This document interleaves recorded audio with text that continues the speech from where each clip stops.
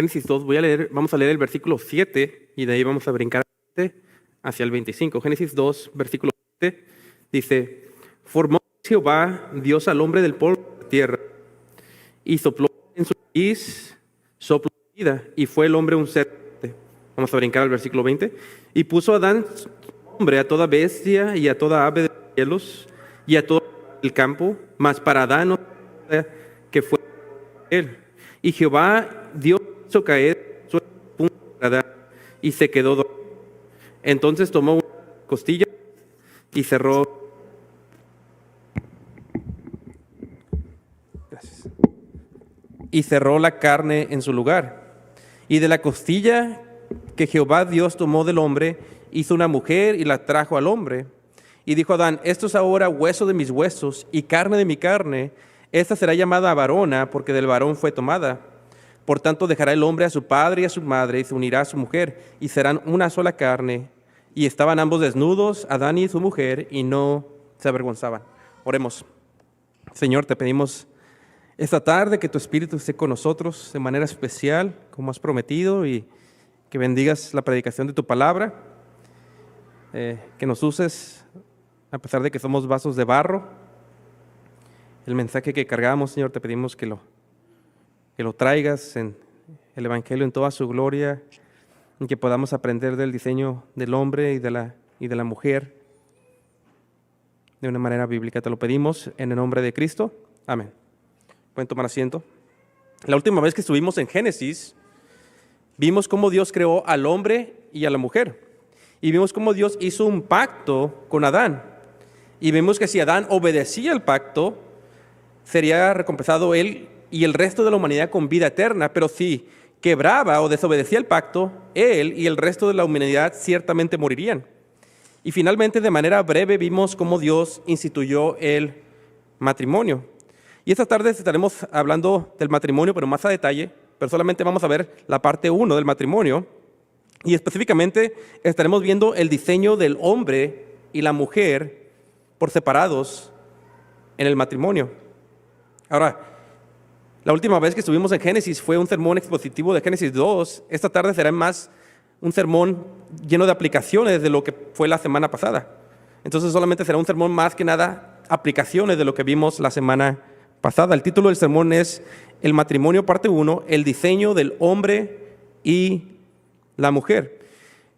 Y guarda su lugar ahí en Génesis 2 y acompáñame también rápidamente a 1 Corintios capítulo 11. Guarda su lugar ahí en Génesis 2 y vayan conmigo a 1 Corintios 11 para poner una base importante del diseño del hombre y la mujer. Y en 1 Corintios capítulo 11, en el versículo 7, dice lo siguiente. Dice: porque el varón no debe de cubrirse la cabeza. Aquí está hablando en el contexto de la oración. Pues él es imagen y gloria de Dios, pero la mujer es gloria del varón. Aquí Pablo nos dice una verdad importante para entender el diseño del hombre y la mujer en la creación. Y en este pasaje nos dice que el hombre está creado de manera única para reflejar la imagen y la gloria de Dios, pero que a diferencia, la mujer está diseñada para reflejar la gloria del hombre, aquí en el contexto, la gloria de su esposo. Y es importante notar varias cosas aquí. Primero, que la Biblia dice que ambos sexos están creados al imago Dei, a la imagen de Dios. Esto lo vemos en el capítulo 1 de Génesis, que dice que varón y hembra fueron creados a la imagen de Dios. Pero escuchen, aquí Pablo en 1 Corintios también dice que de manera única el hombre refleja la gloria de Dios de una manera que la mujer no lo hace. Esto es porque el hombre fue diseñado para reinar y dominar sobre la creación y así de una manera única reflejar el reinado y dominio de Dios sobre su creación. Y aunque la mujer ciertamente refleja la gloria de Dios, lo hace en un sentido secundario y diferente que el hombre, pues la mujer fue creada para el hombre como ayuda y para hacer la gloria del hombre.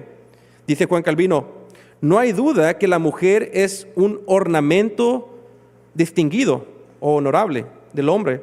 Y aquí Calvino está haciendo referencia a Proverbios cuando la mujer se dice que una buena mujer es como una corona para su esposo. Sigue diciendo: pues Dios le ha dado un gran honor al asignarla como compañera del hombre en esta vida, una ayuda idónea, y la ha hecho a ella sujeta a él, como el cuerpo está sujeto a la cabeza. Así es que una vez más, para entender el diseño de Dios para el matrimonio, primero tenemos que entender que el hombre fue diseñado de manera única para reflejar la gloria de Dios, mientras que la mujer fue diseñada para reflejar la gloria del hombre, de su esposo, para hacer una corona brillante sobre su cabeza.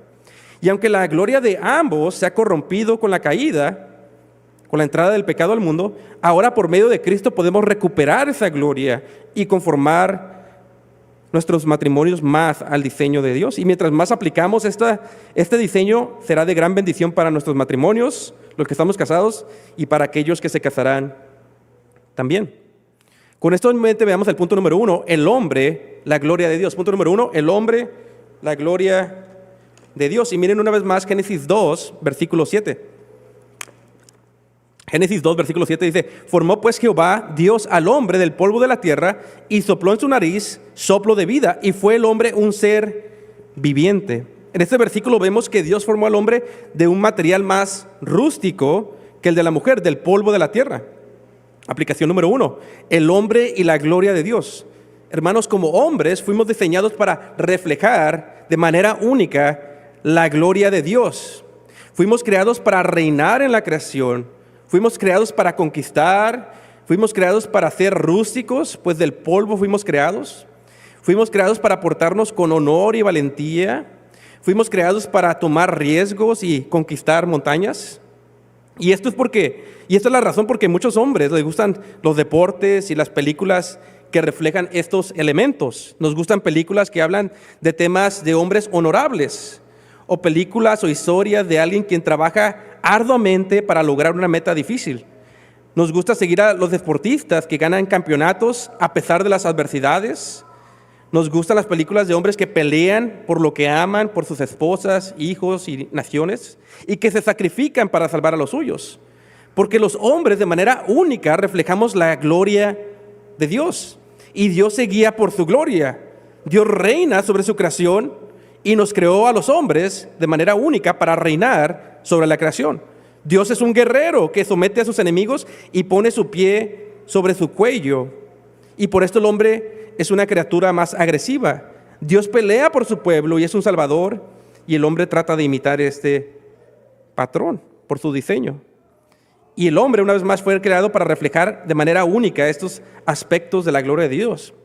Y como una aplicación práctica para reflejar esta gloria, el hombre debe recordar que fue creado para dominar y someter la tierra. Y para que Adán dominara la tierra, se necesitaría fuerza física, y después de la caída sería con el sudor de su frente de lo cansado que sería. Y esto es importante recordar esto porque vivimos en una cultura donde se promueve que es bueno ser un hombre débil físicamente y emocionalmente. Y aún en la iglesia, si hablas de la necesidad de la fuerza física o de la salud del hombre, es un tema controversial. Pero necesitamos hablar más de esto porque Génesis habla del hombre e incluye lo físico. Y especialmente cuando vivimos en el mundo hispano, que sufre de un alto nivel de enfermedades físicas autoprovocadas, alta presión, sobrepeso, diabetes, en los hombres y las mujeres, por no cuidar esta área física que habla la Biblia, y el ejercicio y la alimentación. Y esto no lo digo para desanimar a nadie que esté enfermo, sino para animarnos, y tampoco hablo como alguien que ya lo haya alcanzado. Una vez más, es para animarnos a juntos como iglesia santificar esta área de nuestras vidas y poder servir a Dios mejor. Y una vez más me refiero a las enfermedades autoprovocadas, porque sabemos que a veces en la providencia de Dios, después de la caída, vienen enfermedades que no tenemos control sobre ellas, y siempre va a haber enfermedades y muerte. Pero recuerden, hombres, no cedamos a la cultura enfermiza por no cuidarnos, pues fuimos creados para mucho más que estar débiles y enfermos. Fuimos creados para reflejar la gloria de Dios, para ser fuertes y representar el dominio de Dios. Y Dios gobierna con poder, con autoridad, con gloria, con fuerza. Por lo tanto, cuidemos nuestros cuerpos físicos. Mantengámonos lo suficientemente fuertes y saludables para cumplir las demandas de nuestros trabajos, para cuidar nuestras familias y para ser útiles en la sociedad. Número 2, el hombre, aplicación número 2, el hombre y la sobriedad. Ahora, no sé cuántos de ustedes han escuchado de un programa americano llamado The View. En este programa son varias mujeres que comentan sobre la vida y la política. Y el programa es famoso porque está lleno de mujeres que constantemente reaccionan emocionalmente a lo que está pasando en la sociedad, gritan y acusan a sus enemigos de ser racistas. Hombres, no debemos de comportarnos como las mujeres emocionales de este programa, sino que debemos de guiarnos siempre por la verdad y pensar con claridad o sobriedad sobre la vida, la teología y la política. No reaccionemos gritando emocionalmente al mundo, sino siempre debemos de pensar, ¿es esto verdad? ¿O qué dice la Biblia sobre este tema? ¿O cómo puedo pensar de una manera sobria de este tema sin reaccionar emocionalmente y fuera de control? Recuerda que el hombre fue creado para ser sobrio y pensar con claridad y no dejarse engañar por las emociones. Y esto es por esta razón que el apóstol Pablo menciona la sobriedad como un requisito para un hombre que desea ser pastor. Incluso hombres, recuerden que es nuestro trabajo pastorear a nuestras familias con sobriedad y ayudarlos a pensar claramente sobre la vida, la teología y la política y no reaccionar emocionalmente. Aplicación número 3, el hombre y el dominio propio. Ahora, los hombres por naturaleza somos más agresivos en el sentido de tener mayor fuerza que las mujeres. Pero después de la caída, el hombre batalla con la falta de dominio propio. Esto se ve en la ira y pasiones descontroladas. Este falta de dominio propio se puede ver en alguien en un joven o un adulto que ve pornografía, pasiones descontroladas.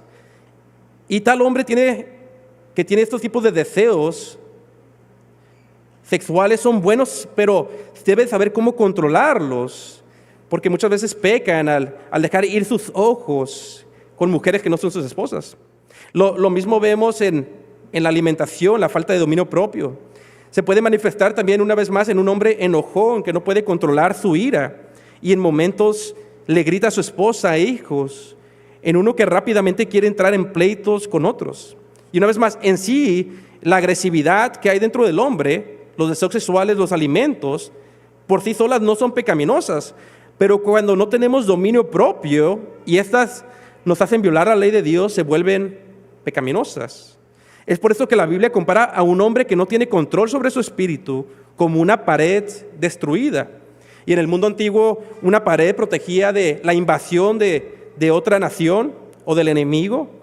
Pero la Biblia dice que un hombre que no tiene control sobre su espíritu es como un hombre cuya pared está destruida y fácilmente es controlado. Así es que es importante el dominio propio. Aplicación número 4, el hombre consentido. En el mundo anglosaxón a veces se crea una cultura de no ayudar a tus hijos. Ahora, creo que eso está mal y creo que es pecaminoso. Pero en el mundo hispano nos vamos al otro extremo y sobreprotegemos a veces a los hijos y se ve bastante mal, en particular cuando se trata de sobreproteger a un hombre. Ahora, no sé cuántos de ustedes han visto el programa del Chavo del Ocho, espero que lo conozcan, pero básicamente está doña Florinda y su hijo Kiko. Pero este es un buen ejemplo de esta sobreprotección. Hay madres y padres que no permiten que su hijo madure porque los quieren proteger o sobreproteger de todo. Y no les permiten, en ese sentido, convertirse en hombres maduros. Incluso si este hombre está en pecado, no se entiende a veces si no se entiende este pecado, muchas veces esos padres terminan siendo los tipos de suegros que no respetan el matrimonio de sus hijos y quieren aún tomar decisiones por ellos. Ahora, quiero aclarar, nosotros como iglesia creemos en la familia y creemos que los suegros, los abuelos deben de estar involucrados en las familias de sus hijos y animarlos, ayudarlos, aconsejarlos. Pero aquí cuando menciono esto, menciono el pecado de ser consentido. Me refiero al exceso de protección que a veces le sucede a hombres que tienen padres sobreprotectivos. Y esto también obviamente pasa con las mujeres. Pero es importante cuando criamos a hombres jóvenes dejarlos tomar riesgos. Es importante a veces dejarlos caer y cometer errores. Es importante dejarlos hablar por sí mismos y no siempre querer hablar por ellos como padres. Ahora, claro, es como con sabiduría y prudencia. Tenemos que guiarlos nosotros como padres y ayudarlos, incluso cuando están casados, pero siempre recordando que estamos entrenando a futuros líderes, entrenando a futuros esposos y padres. Es como enseñarle a tu hijo a manejar una bicicleta. Lo vas a dejar de vez en cuando que se caiga o se va a caer, pero está en una protección, está cuidado. Tienes que dejarlo que ande en la bicicleta para que aprenda a madurar en la vida. Pues estamos criando una vez más hombres que deben de un día tomar riesgos, hacer cosas difíciles y que busquen la gloria de Dios. Estamos criando conquistadores. Aplicación número 5. El hombre como rey, sacerdote y profeta. Ahora, cuando estudiamos Génesis 2, vemos que Adán fue llamado a ser rey, sacerdote y profeta en el Edén. Adán fue llamado a ser profeta cuando Dios le dio su palabra de manera directa y le dijo que del árbol de la ciencia, del bien y del mal, no debía de comer o ciertamente moriría. Adán fue llamado a ser sacerdote porque Dios lo hizo responsable de cuidar la santidad en Edén y que nadie comiera del fruto prohibido. Y Adán fue llamado a ser rey cuando Dios le dijo que tomara dominio sobre el resto de la creación. Y como hombres tenemos un llamado similar. Nosotros somos llamados a ser reyes o líderes en nuestras familias. Y nosotros debemos de decidir la dirección de nuestras casas, empezando con lo espiritual. Y este liderazgo debe de ser varonil, honorable y digno de imitar. Debemos de ser hombres de convicción, hombres fuertes que lideran con verdad y amor a su familia. Pero esto implica que tomas responsabilidad aun cuando es difícil sobre tu familia.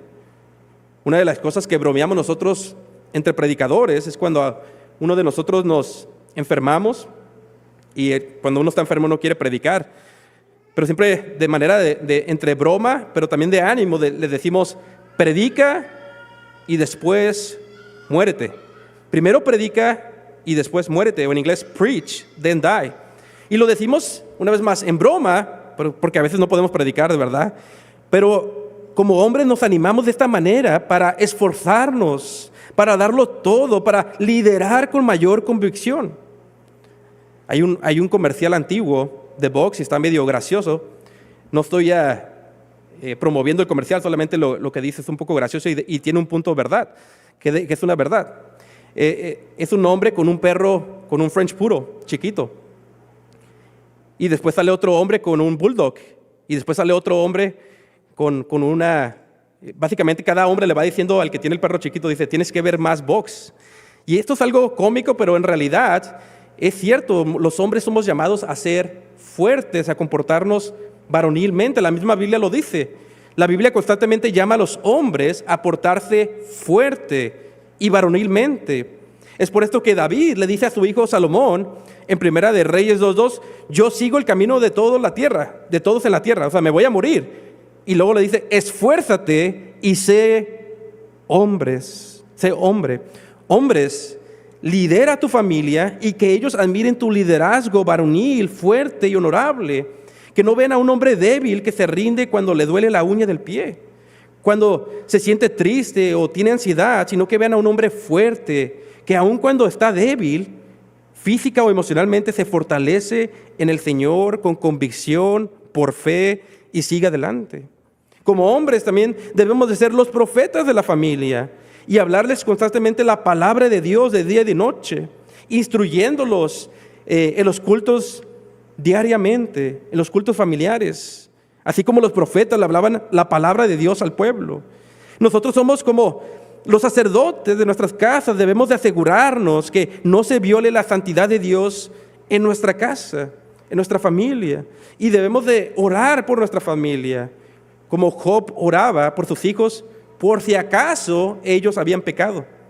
Y escuchen, cuando estudiamos la caída del hombre, que vamos a verlo más adelante en Génesis 3, precisamente Adán falló en estas áreas. Vemos que Adán, como profeta y sacerdote, tenía que proteger la santidad del Edén y la palabra de Dios de no comer del árbol prohibido, pero permitió que la serpiente entrara y engañara a su esposa. Y él no estaba presente, no protegió la santidad del Edén, no protegió a su esposa. Vemos que Adán falló como líder, pues después de que su esposa peca, ella le ofrece el fruto a él, el fruto prohibido. Y él sabía lo que Dios había dicho, que no comiera de ese fruto, de ese árbol. Y en vez de temer a Dios, temió más a su esposa. En vez de obedecer la voz de Dios, obedeció la voz de su esposa y pecó. Por lo tanto, hombres, es importante que cumplamos este llamado de ser reyes, líderes, sacerdotes y profetas en nuestras familias. Aplicación número 6. Un llamado a ser padres y esposos. Hermanos, quiero aclarar que es cierto que somos llamados a ser fuertes, pero escuchen, no olvidemos que somos llamados también a ser padres que imitan la benignidad de Dios el Padre. Ahorita en nuestra casa, en nuestra familia, estamos haciendo también el catecismo de Westminster, y ya lo hemos hecho el de Heidelberg, pero siempre que llegamos a la oración del Padre Nuestro y oramos, Padre Nuestro que estás en los cielos, siempre me mueve a meditar en la benignidad de Dios como Padre. Pues esto también me recuerda mi llamado a ser un buen padre a mis hijos, como a mis hijos Benji y Olivia. Dios el Padre es un buen Padre y nosotros como hombres somos llamados a imitarlo. Dios es un guerrero, pero también es un Padre. Y también como hombres tenemos el llamado a ser esposos y amar a nuestras esposas como Cristo amó a la iglesia, aún al punto de sacrificarse hasta la muerte para santificarla. Ahora ya vimos el punto número 1, el hombre, la gloria de Dios. Ahora veamos el punto número 2, la mujer, la gloria del hombre. Lean conmigo Génesis 2 y vamos a leer del versículo 21 al versículo 23. Génesis 2, versículo 21. Y Jehová Dios hizo caer un sueño profundo sobre Adán y se quedó dormido. Entonces tomó una de sus costillas y cerró la carne en su lugar. Y de la costilla que Jehová Dios tomó del hombre, hizo una mujer y la trajo al hombre. Y dijo Adán, esto es ahora hueso de mis huesos y carne de mi carne. Esta será llamada varona, porque del varón fue tomada. En estos breves versículos vemos que Dios hace un tipo de operación divina sobre el hombre para crear a la mujer. Y se nos dice que a diferencia del hombre, la mujer no fue creada del polvo directamente, sino que la mujer fue creada de un material más fino, pues fue creada de la costilla del hombre. Y vemos que Dios le trae la mujer al hombre para que sea su esposa y ayuda idónea. Y ella sería la ayuda que Adán necesitaba para cumplir su misión de reinar, tomar dominio y llenar la tierra de hijos que temieran a Dios. Y esta mujer fue la respuesta a la situación de Adán cuando estaba en su soltería, y dijo Dios que no era bueno que el hombre estuviera solo. Pues como soltero, Adán no podría multiplicarse como Dios le mandó y necesitaba una ayuda idónea, una compañera. Por lo tanto, la mujer que Dios le trajo lo asistiría y sería hueso de sus huesos y carne de su carne, pues con esta mujer, su esposa, tendría una relación más cercana que sus mismos padres y que cualquier otra persona del mundo por medio del matrimonio. Ahora, permítanme aplicarle esto a las mujeres. Aplicación número 1. La mujer es la gloria del hombre. Primero observemos que la mujer fue creada para el hombre y no el hombre para la mujer. Y esto es importante recordar el día de hoy. Muchos hombres piensan que toda su vida se trata de sus esposas. Y muchas esposas piensan que toda su vida se trata de que el hombre les sirva. Pero esto es importante porque Eva fue creada para asistir al hombre y no el hombre para asistir a la mujer. Escuchen cómo dice el pastor John Gill. La mujer fue sacada de la costilla y no de los pies del hombre para ser maltratada o pisoteada. Pero la mujer tampoco fue sacada de la cabeza para liderar al hombre, sino de su lado para ser protegida por el hombre, guiada por el hombre y para ser un asistente a su esposo. Hermanas, esto quiere decir que en el centro de tu ser, en el centro del ser de la mujer, ella encuentra uno de sus propósitos más grandes en la vida al casarse y ser ayuda, asistente y compañera de su marido, con la excepción de algunas pocas personas que no son llamadas al matrimonio. Tu hermana, pero para la gran mayoría, el matrimonio es el llamado de Dios para sus vidas. Tu hermana, encuentras tu mayor propósito no en viajar por el mundo, no en hacer una carrera, sino en ser ayuda idónea, una compañera, un asistente para tu esposo en la misión que Dios lo llamó a él. Ahora, todavía no llegamos a Génesis 3, pero escuchen lo que dice Génesis 3, versículo 20. Dice, y llamó a Adán el nombre de su mujer Eva, por cuanto ella era madre de todos los vivientes. Aquí vemos que aún en el nombre que Adán le da a su mujer, Eva, nos dice que ella fue creada para ser una madre, pues su nombre en hebreo tiene la idea de ser madre de la humanidad.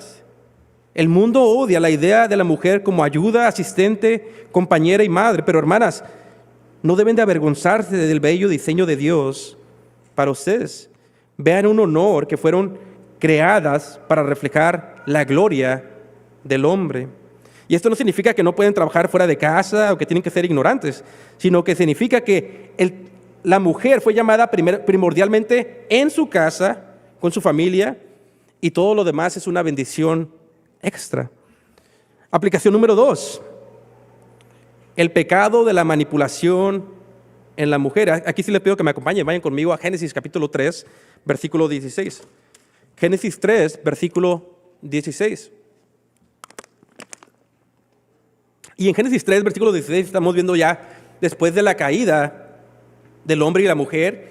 Y aquí particularmente se va a mencionar el pecado, más bien la maldición que Dios le va a traer a la mujer por su desobediencia. Génesis 3, 16 dice, a la mujer dijo, multiplicaré en gran manera los dolores en tus preñeces. Con dolor darás a luz los hijos. Y tu deseo será para tu marido, y él se enseñoreará de ti. Aquí vemos 2 maldiciones después de la caída sobre la mujer. La primera es el dolor que la mujer tendría en el parto. Este todavía sigue vigente. Lo pueden confirmar con las mujeres dentro de la iglesia. Acaba una de nuestras hermanas de tener un parto, pueden confirmar con ella.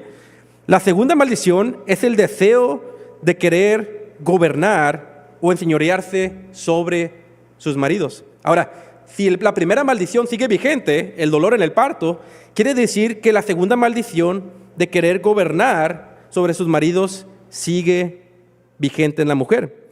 Y esta maldición sobre ella nos enseña que la mujer, desde que nace, desde que cayó el hombre en pecado en Génesis 3, ahora constantemente, continuamente, quiere tomar control de su esposo en la casa, pero también hay un sentido en que este enseñoreamiento se quiere traspasar a la sociedad en general. Pero eso es una corrupción del diseño de Dios para la mujer, pues el hombre fue diseñado para ser cabeza por Dios, en la casa, o sea, en la familia, en la iglesia y en la sociedad, y no la mujer. Y este deseo de la mujer, de esta maldición sobre ella, este deseo pecaminoso de querer gobernar a sus esposos en la familia, en la sociedad y en la iglesia, se ve claramente a veces, y a veces se ve más de manera sutil. Cuando yo estaba en la preparatoria, notaba que casi todas las maestras de español tenían un carácter fuerte, brusco, eran agresivas y se jactaban de ser independientes de los hombres. Y recuerdo que, por lo menos en una de las clases, o varias de ellas, tenían fotos de Frida Kahlo. Yo pensé antes que era Frida Kahlo, pero es Frida Kahlo. Y esta mujer es un símbolo del feminismo. Y esta es una forma clara en que se manifiesta la maldición en la mujer. La mujer quiere ser fuerte, agresiva, independiente. Ella quiere ser cabeza en la familia, en la iglesia y en la sociedad, a pesar de que fue diseñada como costilla, como ayuda al hombre y no como líder. Pero ella quiere ser rústica como el hombre, quiere ser una guerrera. Ella quiere estar en la militar peleando como el hombre. Ella quiere marchar por las calles y gritar que odia el patriarcado, el liderazgo de los hombres que Dios ha diseñado en el ADN de su mundo. Ahora, estas son las manifestaciones claras de la maldición de Dios sobre la mujer. ella batalla con este pecado. Y no es culpa de Dios, sino que cuando el hombre pecó, fue responsable de estas maldades que cayeron sobre ellos, de la entrada del pecado al mundo. Pero también hay manifestaciones más sutiles. El hermano Alex Jr. me recomendó un pastor llamado David Eddington, no sé si estoy pronunciando bien su nombre, que escribió un libro llamado Caballeros en armadura blanca y esposas abusivas. El título es todo esto, y lo dice, y cómo el feminismo destruye a familias. Una vez más, el título es Caballeros en armadura blanca y esposas abusivas y cómo el feminismo destruye a familias. Y básicamente el libro sobre un pastor que después de dar tantas consejerías se dio cuenta que el gran número de mujeres que manipulaban y abusaban a sus esposos, cómo había un gran número de estas mujeres y cómo nadie hablaba de este tema, y decidió escribir este libro. Y él describe a esta esposa abusiva como una mujer que no es sumisa a su esposo, que quiere mandar en la casa, que deja sus emociones sueltas, que es agresiva, manipuladora y criticona del esposo. Y el pastor tituló este libro Caballeros en armadura blanca para describir lo que estaba viendo en las esposas abusivas y en cómo los hombres respondían a estas mujeres abusivas. Y él dice que los pastores muchas veces nos llaman al arrepentimiento a estas mujeres del pecado del feminismo, porque los pastores se creen como un caballero en armadura blanca que viene a salvar a una princesa. Ahora, yo estoy de acuerdo con eso, y yo agregaría que a veces los mismos maridos también se creen los caballeros blancos de sus esposas, que a veces son feministas, y vienen a defender el pecado de sus esposas, a pesar de que ellos mismos son víctimas del feminismo de ellas. Y la manera de matar este pecado en la mujer es fomentando un espíritu que es voluntariamente sumiso a sus esposos. Así como la iglesia se somete a Cristo. Pero también de parte del hombre es identificar el feminismo en sus esposas y pastorearlas en esta área y no ser como Adán, quien obedeció la voz de su mujer en vez de la voz de Dios.